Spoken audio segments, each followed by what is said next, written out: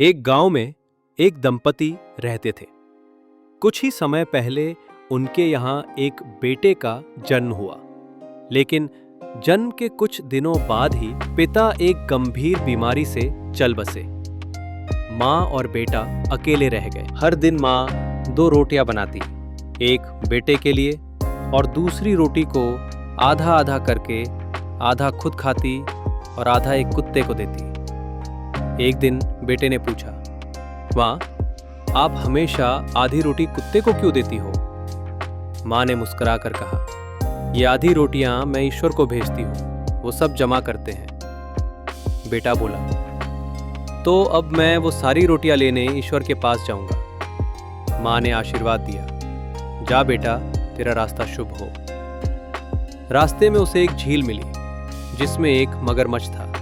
मगरमच्छ ने पूछा, कहाँ जा रहे हो? बेटे ने बताया, ईश्वर से रोटियां लेने। मगरमच्छ बोला, तो मेरे सवाल का जवाब भी पूछना।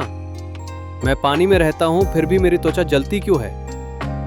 बेटा बोला, ठीक है, लेकिन मुझे झील के पार छोड़ना होगा। मगरमच्छ ने उसे पार पहुंचा दिया। थोड़ी दूर एक आम का पेड़ मिला। पेड़ ने कहा, मेरे पास ढेर सारे आम हैं, फिर भी कोई नहीं खाता। ईश्वर से इसका कारण पूछना। बेटे ने हामी भरी।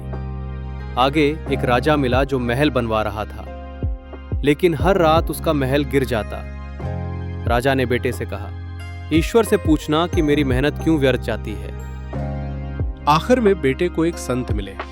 संत ने कहा, तुम्हारी माँ की रोटियां तुम्हें रोटी से भी बढ़कर फल देंगी, अब लौट जाओ। बेटा बोला, क्या आप ईश्वर है?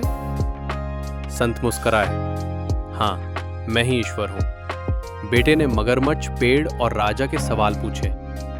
ईश्वर ने उत्तर दिए, राजा की समस्या का हल है उसकी बेटी का विवाह हो जाए, तब निर्माण टिकेगा। आम के पेड़ की जड़ में खजाना है, उसे निकालो तो लोग आम खाएंगे।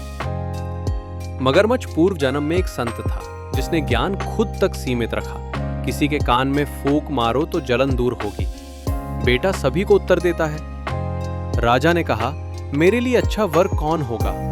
बेटा बोला, मैं हूं। राजा ने अपनी बेटी से शादी करा दी।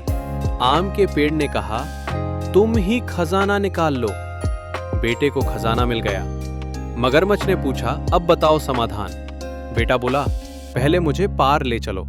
मगरमच्छ ने पार पहुंचाया। बेटे ने उसके कान में फूंका और मगरमच्छ की जलन खत्म हो गई। बेटा माँ के पास लौटता है। बेटा लौटा। अब उसके पास था पत्नी, खजाना और दिव्य ज्ञान। माँ मुस्कुराई। उसकी दी गई रोटियां सच में ईश्वर तक पहुंची थी। अगर आपको ये कहानी पसंद आई हो तो चैनल को सब्सक्राइब करना ना भूलें। और हाँ, माँ की हर रोटी का मोल समझिए, क्योंकि ईश्वर रोटियों से भी बढ़कर इनाम देता है। धन्यवाद।